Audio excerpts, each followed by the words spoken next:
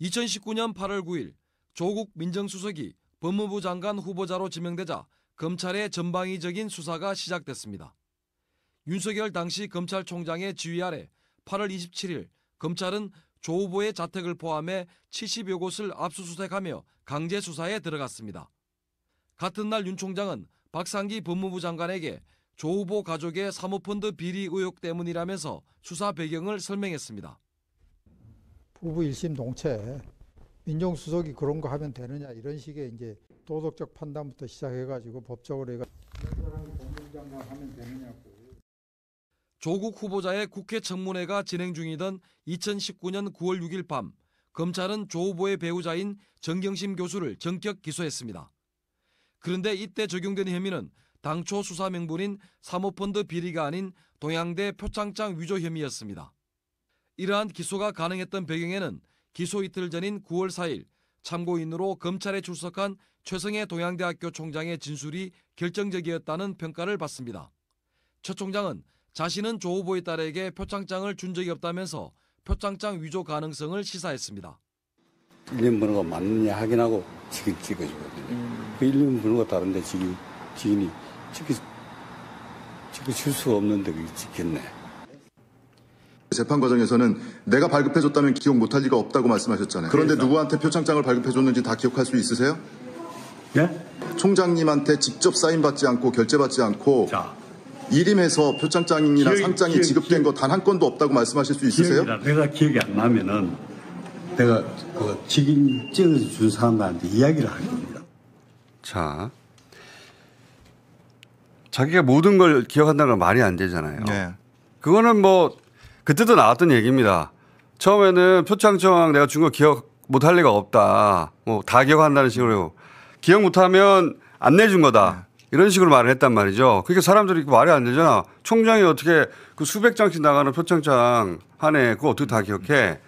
이러니까 그거 직인 찍어준 사람한테 얘기할 거라는 말은 대장을 얘기하는 거예요. 상장 대장. 최 총장은 당시 교비 횡령 의혹 등으로 검찰에 고발된 상태였습니다. 최 총장은 2020년 12월 조카와의 통화에서 당시 절박한 상황을 설명했습니다. 나는 그때 위기절명이었어. 왜 위기절명이었냐면은 정경심 교수가 우리 학교 있는 한은 우리 학교는 이상하게 흘러가게 될 거고. 더욱이 최 총장은 서울중앙지검에 출석해 조사를 받기 전에 이례적으로 수사 총책임자인 송경호 3차장 검사를 만났다고 말해 검찰의 회유 의혹을 키우고 있습니다. 그 당시 차장. 그분은 내가 봤습니다. 그분은 그래 뭐 하여튼 제가 이제 들어가니까 고생하시겠습니다.